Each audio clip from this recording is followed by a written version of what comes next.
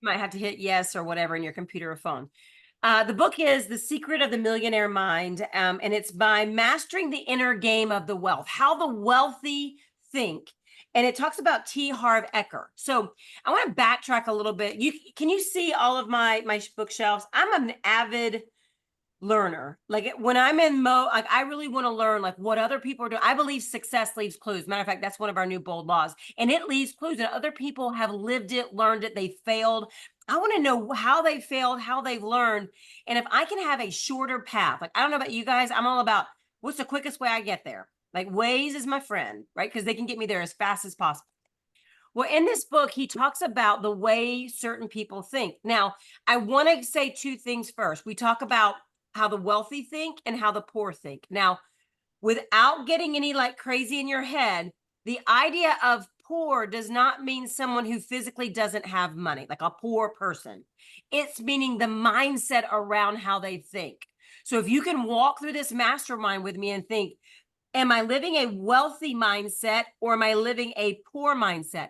Because I'll be honest with you, a couple of these like smacked me in the forehead. And I feel like I'm a fairly avid learner, big mindset, think bigger. And I found that a couple of these really kind of jarred me. As we go through, Cassie's going to add them into the chat as well. And then when we get this printed up completely, we will email or text this out to you. Okay. All right, let's jump right in. So, and I apologize. I'm over a cold and it's still the lingering pieces of it.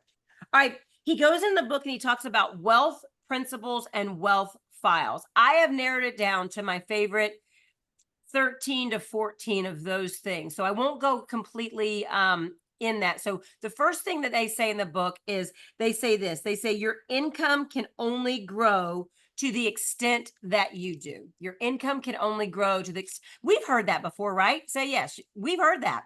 Well, let me read this to you that I thought was pretty interesting that he talks about on page 12. He talks about a tree, a fruit tree, right? And he goes in about, where do you plant it? How do you plant it? What does it look like? And this was the principle he put with it. He says, if you want to change the fruits of the tree, you will have to first change the roots.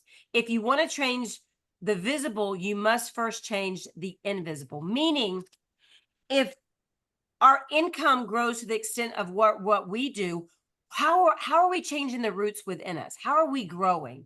Now, you guys, I'm preaching to the choir, right? First, you're on this mastermind, and two, you've already made a commitment to being bold, right? So how are you growing so that your income growing? So that's the first one.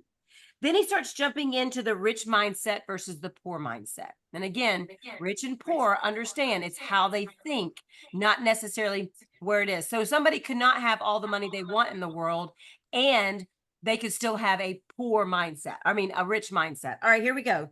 He says the first one is the rich believe I create my life. I create it. I'm in charge.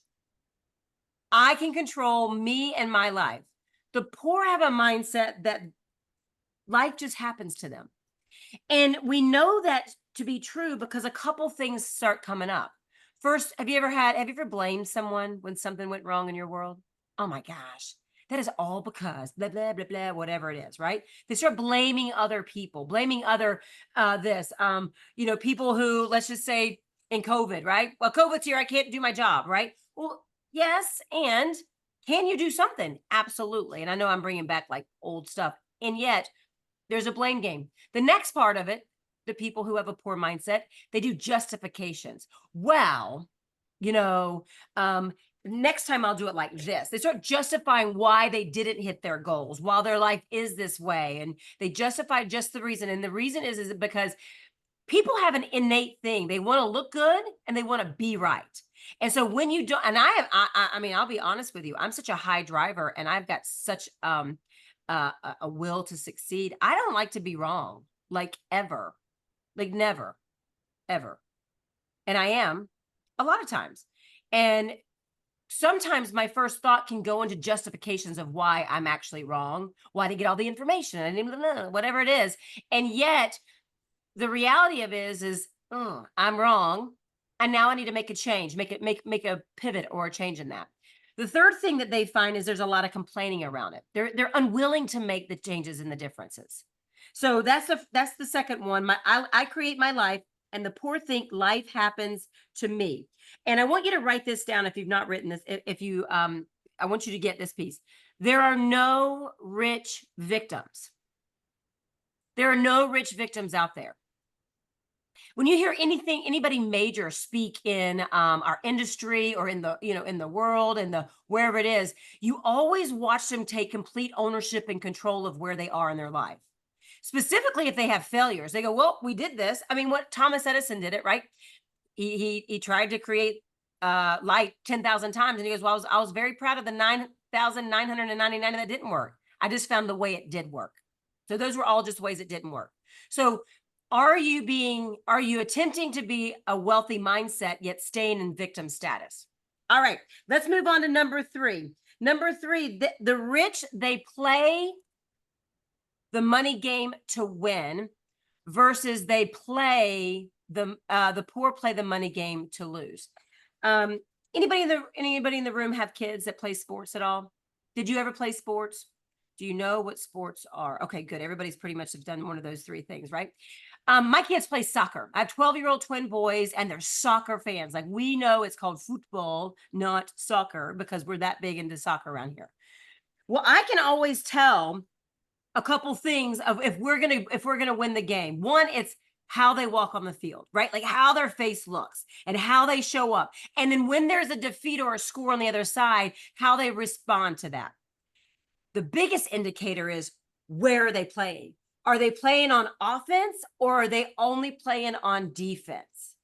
And see, that's the difference between the wealthy mindset and a poor mindset, right? The poor is playing to fend what they've got. I can't do it. The rich go, no, no, no, no, no, no. The wealthy mindset's no, no, no, no, no, no, no. I'm going to play the offensive game. I'm going to play all in. I'm going to take the risk that I need to do. I'm going to make this shot, Laura. I'm going to play offensively. Okay. I'm just making sure that I don't miss anything because I have a lot of great notes. He did say within this same principle, he said, if your goal is to be comfortable, chances you'll not be rich. Yet, if you set a goal to be rich, chances you'll be mighty comfortable. Meaning, you guys have heard this. Are you going to shoot for the moon, or are you going to shoot for the stars, right? How high are you shooting? I think sometimes because we don't want to look good and be wrong, we want to look good and be right. We sometimes say, I'm going to set goals that I know I can hit. Like, it's done. I'm going to hit this. Versus setting the goals that are going to stretch who we have to become. And we'll talk a lot about the E to P principle when we're in the bold room. And yet, our entrepreneurial spirit and our ego wants to keep us safe. It wants to be like, oh, Bobby, you don't want to do that. Come on. What? Like, don't put that big of a goal. Let's go down. If you go down a little bit, we're definitely going to hit it. And then if we go above it, we're going to look good. Really, really good. Right? But the P part of E to P is, it's painful. It requires us to be and do something different in our world to get there. And even though it can be painful and rocky, on the other side of it is massive greatness. Okay. You guys doing good so far? Just shake your head. Give me this. Okay, perfect. Love it. All right, here we go. Number 4. The rich are, I want you to like bold this word, committed. They're committed to being rich. The poor mindsets just want to be rich. Now, I don't know if this is going to be one of our bold laws anymore, but we always say want equals lack. This is a perfect, I really believe that Diana Kokosa read this book and brought up a lot of our bold laws out of it. And want equals lack, meaning sometimes our language is incredibly powerful. I want to, one day when I do this, I'll get to, right? Like, our language is power. What if you said, I'm committed to, my goals this year, I want to hit 40 units closed. I want to hit 400 units closed. What do you say? What if just the language that you change is, I'm committed to 40 units closed. I'm committed to X. I'm committed to getting healthy. Whatever it is. The committed piece of that changes a dynamic in the brain, and it switches a different switch. It flips a different switch. You guys will have to read between the lines with me sometimes because I'm a little bit crazy, and that's okay. You'll have fun with me no matter what. So on page 66, he says something I want to read to you guys that I thought was pretty cool. He says, when he talks about the subconscious of how people think, and a lot of times people want to be rich or this, they have a subconscious that's kind of fighting against them, right? So I don't know how everybody grew up. I grew up beautiful childhood, loved it. One income family. Mom and dad were married. One income family. My mom was a homemaker. We were on a dirt road. We didn't have a lot of money. I don't know that I didn't know that, but I hear programming in my mind sometimes from my mom. We can't get that. We can't afford that. This is the anybody ever have that in their family? Well, sometimes that's subconsciously sitting in our brain and it wars with our need and our desire to do more, to be more, to commit to more. So he talks about, what if I make money and I lose it? Then I'm a failure. I'll never know. I'll never know if people like me for myself or for they'll like me for me or for my money. I'll be in the highest tax bracket. I actually hear that one a lot. If I make more money, I'm going to pay more taxes. I'm like, but you're going to make more money. Okay, that's good. It's too much work. I could lose my health trying. My friends and family say, what do you think you are? Have you ever have any friends or family going, why do you need to do more? What's so important about doing this? Like that's programming they've got. Don't let their story write over your story. You create your own story and go, because. All right, let's move on to number 5. Number 5 is rich people think big. Poor people think small. Now, there's a great wealth principle that goes along with this. And I want to read this because I believe this is massively appropriate for our industry. And he says this. The wealth principle is the law of income. You will be paid in direct proportion to the value you deliver according to the marketplace. I'm going to read it again. The law of income says you will be paid in direct proportion to the value you deliver according to the marketplace. Is our marketplace asking for something different? And I know your marketplace is starting to do a little bit of asking for something different. And yet our marketplace is absolutely starting to demand a different type of value. Florida is a big indicator of that. We are now days on market, price reduction, buyers are in charge. I mean, we are at Texas. I'm in Austin. That's the same thing there. I'm in Tampa. I mean, I'm going to Bold in Austin. So we have to be able to watch what the market is, watch what our clients are asking for value, and go there to them.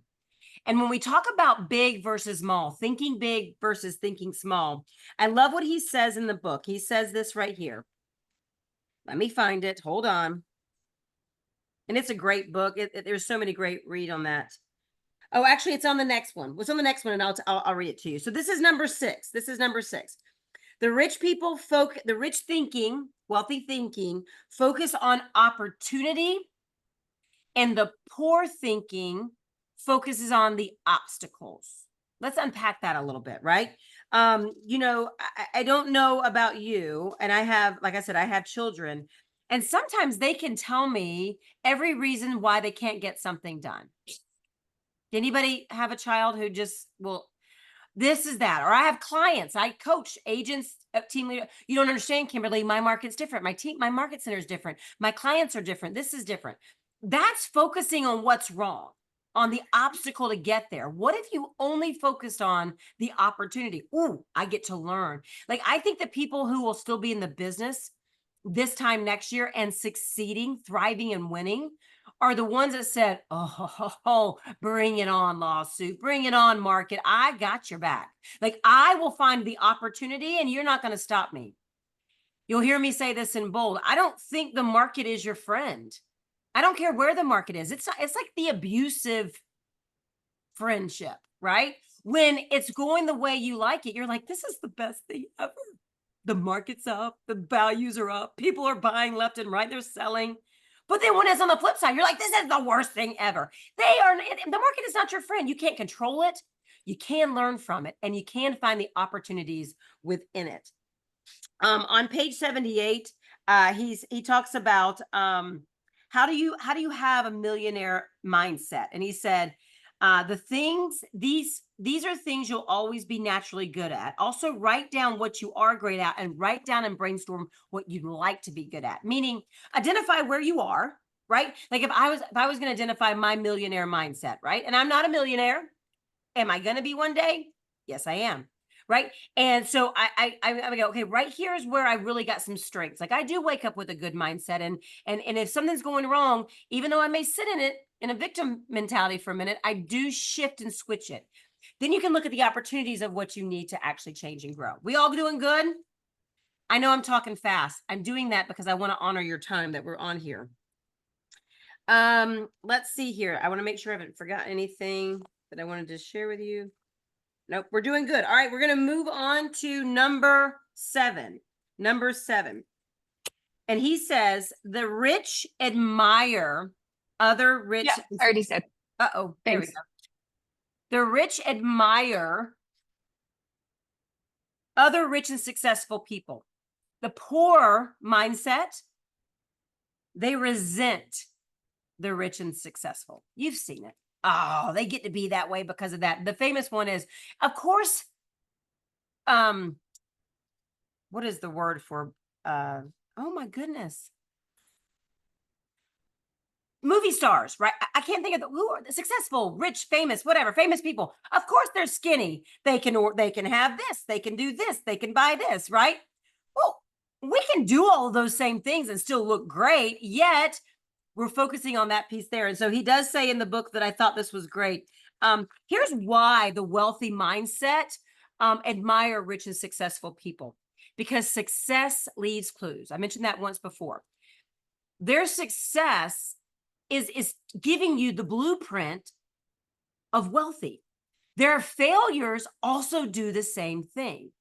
So when you're looking at admiring them, and there are a lot of people that I'll follow on social media or something, because I feel like the way that they talk is what I need in my brain. And I'll quickly scroll past somebody who's negative, or for me, like massive cursing, like that. I don't want that in my brain. I've only got so much space, I think, left.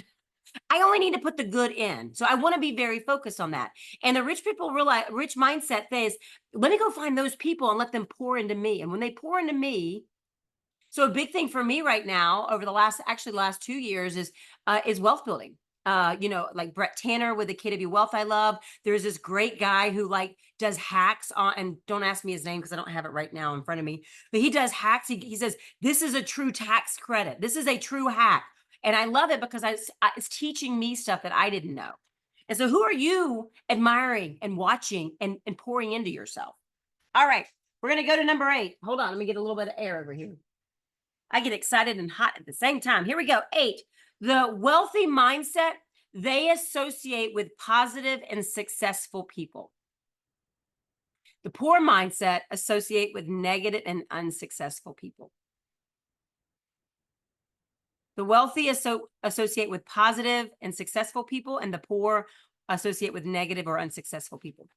I say something all the time in the bold room, or if I'm coaching with my clients. Are you the person that when you walk in the room, the light comes on, or when you leave the room, the light comes on? You've been around those people, right? They're negative. You get with them and they're just trying to find anybody who wants to believe what they have.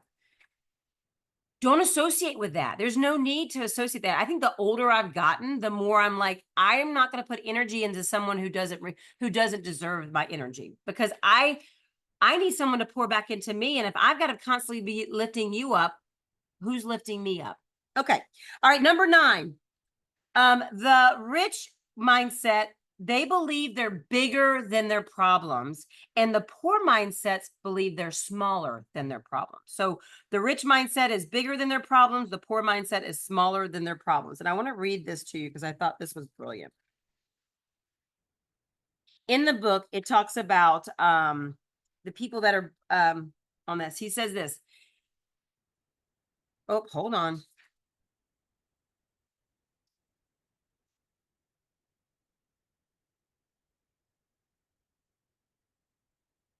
Page 107. I'm on. Oh, here we go. The secret to success is not to try to avoid or get rid or shrink your problem. The secret is to grow yourself so that you're bigger than any problem that shows up. I'm going to reread that because I didn't read that very well. The secret to success is not to try to avoid, get rid of, or shrink from your problems. Meet them head on, right? The secret is to grow yourself so that you are bigger than any problem that can show up. And I think that's what the problem is when you talk about the mindset, where problems can show up and you can think, oh, this is going to stop me in my track. I can't handle this problem. Or you go, oh, I got this. Let me break this down and figure out how I can do it. Let me find who can help me and help me go through this. Be bigger than what shows up, because the more that you're growing, those problems start to become null and void as well. All right, number 10. The rich mindset are, this is the one that smacked me in the face, by the way. I'll tell you more, but here we go. The rich mindset are excellent receivers, and the poor mindset are poor receivers. And he goes on to talk in the book that this is a subconscious thing that we do. You know, I don't know about you, but I have people go, let me do this for you. I'm like, no, I got it. Now I'm okay with buying stuff for people or whatever. Like, I love to give. I'm a big giver. I'm a crappy receiver. And I didn't realize about this to me. Then I was sitting in a bold room, and the leadership group got this really cool. I mean, I've probably recognized it beforehand, but this is when it smacked me really hard. The leadership team got this cool little coffee truck that was outside. And when you see me come in the room, I'm always gonna have a Starbucks. Like, I've always got to get my coffee in. And I thought, I have a second cup of coffee. And so I said, I'm gonna go try the coffee. She goes, oh, she hands me a $10 bill. She goes, let me buy you a cup of coffee. And I immediately said, what do you think I said? No, I got my own money. I got it. And she looks at me. She was like, take my blessing. This is a blessing from me to you. I need you to take it. And I was like, okay, she's right. She was right.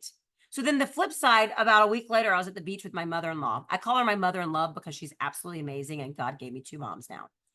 And she's pocket size. She's itty bitty. She's tiny.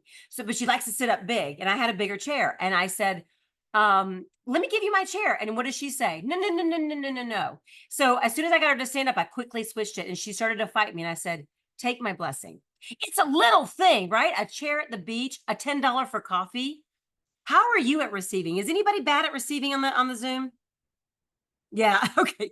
Okay. So we're in the same boat. I love it. I love it. I love it. All right. Let's move on to number 11. This is more of a wealth principle than it is a rich thinking versus a poor thinking. He said, money will only make you more of who you already are.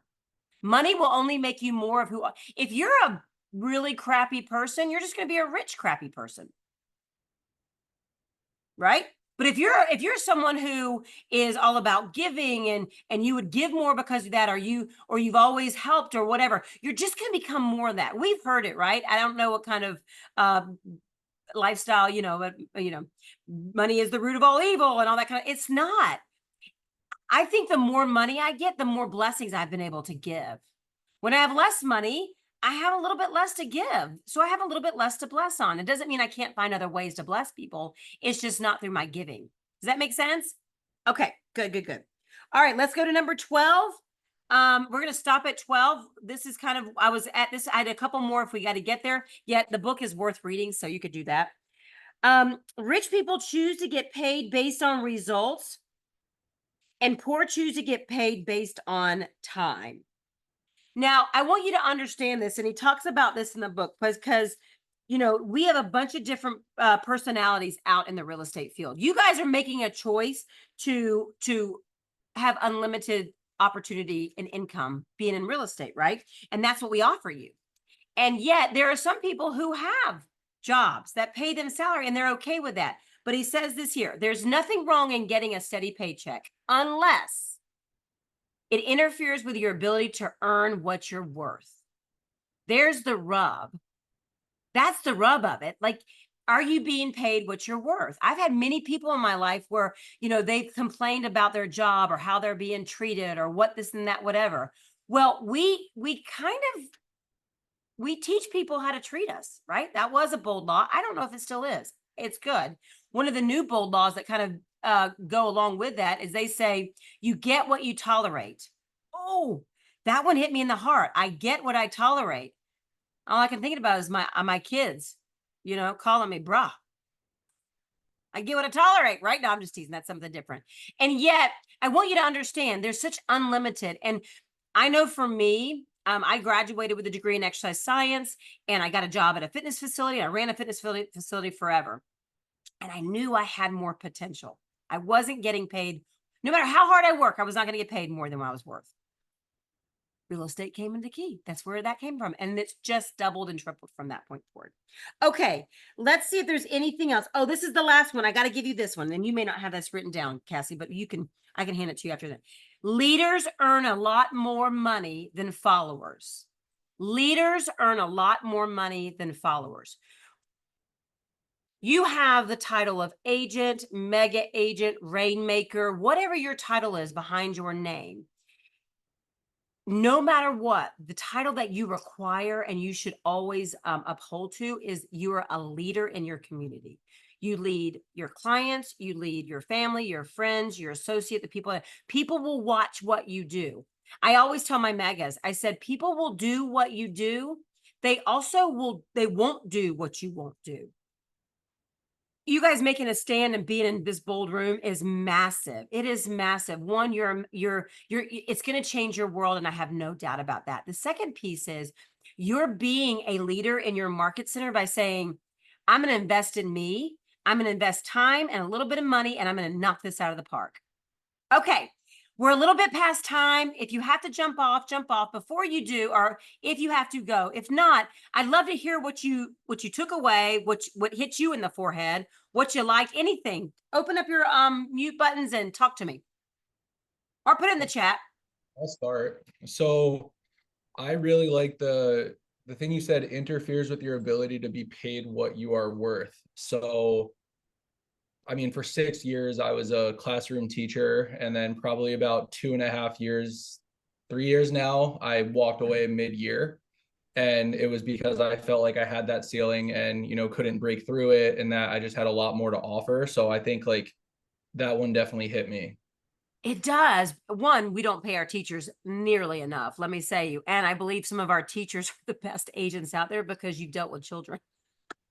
Sorry. Yeah. And you're right, Bobby, right? I mean, like, you weren't being paid even in your role, even in your job, you weren't being paid what you were worth. Now you have the unlimited potential to go wherever. Oh, I love that one. Good job. Who's next?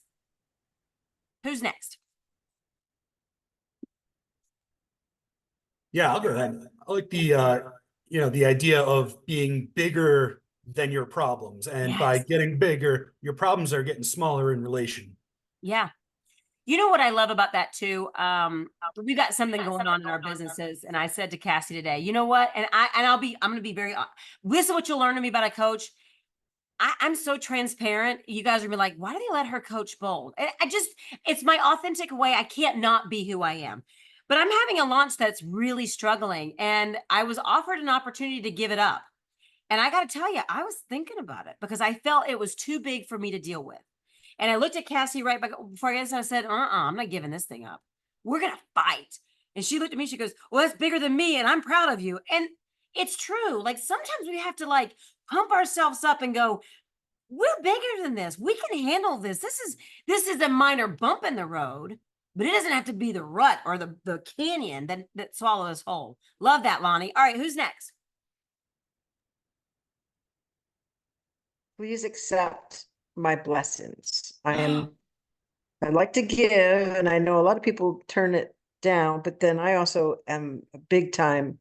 I turn it down a lot. Like even like a compliment, I don't accept it. I say, oh, I got a great deal on. Yeah, I minimize it. It's you know what I'm trying to say? So Oh, yeah. no, Amy, I grew up with a mom who wouldn't accept anything. If anybody said she was gorgeous, there was a reason why she wasn't pretty, and she's a gorgeous woman. I mean, anything. You got great kids. Oh, I know, but they could be more of whatever it was.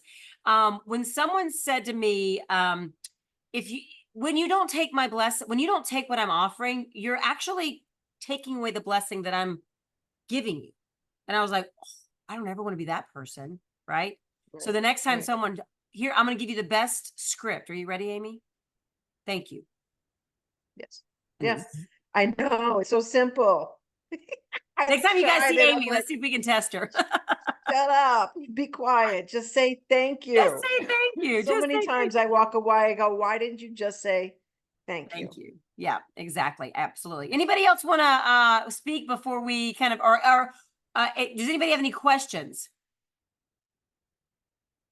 Did you get something from today?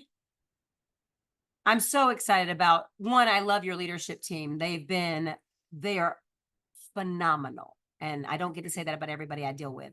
They are phenomenal. They are top notch. Carrie and Mark have been friends of mine forever. And you guys have an amazing office. Here, I'm going to ask one thing from you guys. Do you guys mind if I ask a small favor?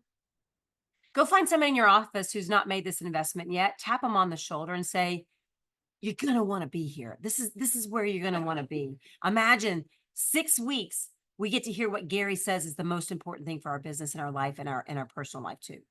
All right. You guys, we'll send out the sheet. If you didn't get it, Cassie's probably going to make it prettier than it is. We'll send it out to you. And then I'll also be sending the recording to anybody who missed this today. Okay. You guys have everything that I'm texting you on, that's my cell phone number. So if you need me, don't hesitate. I'm here for you. I'm your coach. Bye guys.